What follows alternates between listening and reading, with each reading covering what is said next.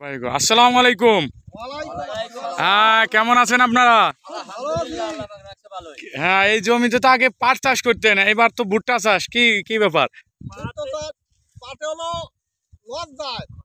খরচা বেশি, পানি নাই, এই কারণে আমরা অল্প পয়সায় ভুট্টার ক্ষেত করার পদ্ধতি ফলমানে বেশি পাইতেছি। এই জন্য আমরা গ্যাসেবার তামারি ভুট্টা করে দেবো। পাট বুনবো না, আর পাটে আমরা পানি তুলি পাই না, আমার কাছে খুব একটা খারাপ খায়। এখন আমরা ভুট্টার চাষে আমরা অগ্রসর বেশি হয়েছি, এটা লাভবান বেশি। জি জি জি, হ্যাঁ ঠিক আছে। আমাদের বর্তমান রামদিয়া গ্রামে আমাদের এটা নতুন ক্ষেত। আমাদের কাছে অন্য জায়গায় দেখি, দেখে দেখার পরে এবার অনেক আফসোস করে যে আমরা তো কৃষি কাজ করি, এইবার ভুট্টা চাষ এই জিনিসটা আমরা করে দেখি আমরা কিরকম স্বাবলম্বী হইতে পারি, কেমন লাভজনক হয়। এখন আমাদের খুব শ্রদ্ধেয় uncle Delwar master, viral master হয়ে গেছে, সেই নতুন নতুন আমাদেরকে আর কি এই ফসলগুলো নতুন নতুন সেই করে এনে দেয়। সে আমাদেরকে বললো কি ভাইস্তে আমি এখানে লাগাবো, তোমরা আগে সাহস দিচ্ছি, তোমরা লাগাও, আমি আছি তোমাদের পাশে। জি জি জি, সে ভাইরাল দেলোয়ার মাস্টার। এখন আঙ্কেলের কথা শুনে আমরা শুরু করছি, ইনশাল্লাহ সবাই কম বেশি, সবারই কম বেশি ভালো আছে গাছ। না, গাছের কোয়ালিটিও ভালো দেখা যাচ্ছে। মাঝে মাঝে আমাদের একটু আবার ব্যতিক্রম হলে আমার আঙ্কেল এসে রাগ করে, এ দিস নাই কা, ঔষধ দিস নাই কা, ঔষধ দিস নাই কা, পরামর্শ দেয় আর কি। অনেক পরামর্শ দেয়। যাক যাক, ওনার অনেক সুনাম আছে, দেশ বিদেশে তো ছড়াই গেছে ওনার ভিডিও, ভাইরাল মাস্টার হয়ে গেছে উনি। হ্যাঁ মামা, মামা কিছু বলেন কিন্তু। আলহামদুলিল্লাহ, আল্লাহ পাক শরীর ভালো রাখছে তো। হ্যাঁ ইনশাআল্লাহ। আমার তো নিজস্ব জমি জাতি নাই, যা কিছু আছে মানসিকতা করে বর্গা করে চাষ করি।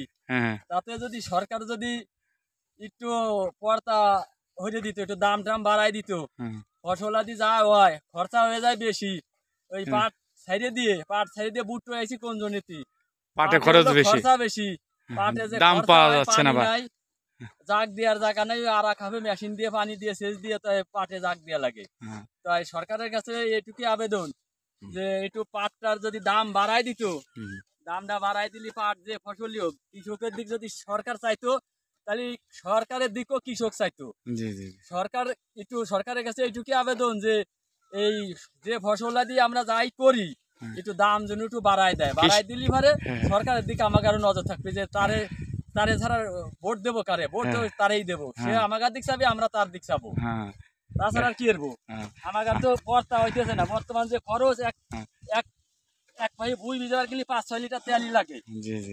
5-6 লিটার তেল আনবার গেলে পরে কত টাকা খরচ পড়ে যায়, 600-700 টাকা লাগে 6 লিটার তেল আনবার গেলে পরে। সরকারের কাছে এইটুকুই আমাকে আবেদন, একটু জন্য তেলের দাম, ডিজেলের দাম, এটার দাম যেন একটু কমাই দেয়, কমাই দিলে পরে আমরা যাতে এটা খাইয়ে বাঁচতে পারি। এই দেখেন এখান দেখেন, আর যত আবাদি গড় আবাদি জমি আছে, এইটার জন্য যেন সরকার একটু উদ্যোগ নেয় যে কোনো জায়গায় যেন পতিত জমি থাকে না, সব আবাদ করতে হবে, সবাই করতে পারে। সরকার এটার পর একটু নজর দিক, যে কোনো জায়গায় পতিত জমি থাকবে না।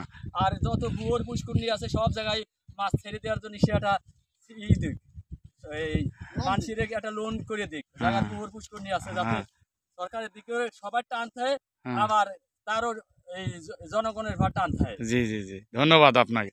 যাক দেখেন, এই জায়গায় দিয়ে কিন্তু আগে পাট চাষ হতো, পাটে প্রচুর খরচ, এই কারণে এই যে ভুট্টা লাগাই দিচ্ছে সব, দেখেন কত ভুট্টা চাষ হয়েছে এই জায়গায় দিয়ে। যাক, এখন আসলে মানুষ যেটাই লাভজনক সেটাই করার চেষ্টা করে আর কি, কারণ এদের তো ব্যয়বহুল অনেক খরচ হয়, দেখেন কত কষ্ট করে গরমের ভিতর, তাই না, যে গরম পড়তেছে। ঠিক আছে, ধন্যবাদ আপনাদেরকে, ভালো থাকবেন নাকি।